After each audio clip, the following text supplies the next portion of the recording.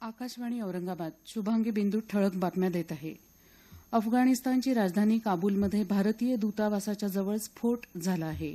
यामध्ये दूतावासाच्या इमारतीला थोडं नुकसान झालं असलं तरी दूतावासातले सगळे कर्मचारी सुरक्षित असल्याचं प्राथमिक वृत्त आहे. माजी केंद्रीय राज्यमंत्री दासरी नारायण राव यांचं काल हैदराबाद इथं दीर्घ आजारानं निधन झालं. ते 75 वर्षांचे होते.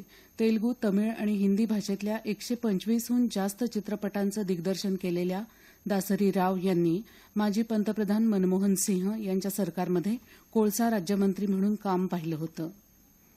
खेड्यांमध्ये शौचालयांच्या वापराला प्रोत्साहन देण्यासाठी दरवाजा बंद या नव्या मोहिमेचा काल मुंबईत शुभारंभ करण्यात आला.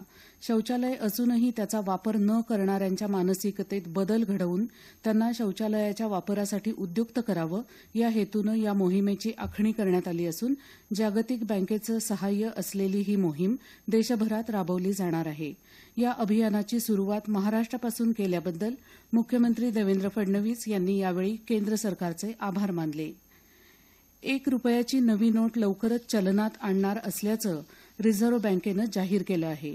1 रुपयाच्या नव्या नोटा छापून झाल्या असून आयताकृती आकाराची ही नवी नोट एका बाजूनं गुलाबी रंगाची तर दुसऱ्या बाजूनं हिरव्या रंगाची असेल. 1 रुपया मूल्याच्या यापूर्वीच्या नोटाही वैध असतील असंही बँकेकडून स्पष्ट करण्यात आलं आहे.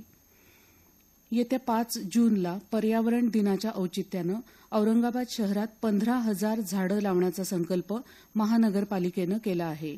या कामामध्ये शहरातल्या विविध सामाजिक संस्था आणि महाविद्यालयांना सहभागी करून घेण्यात येणार आहे.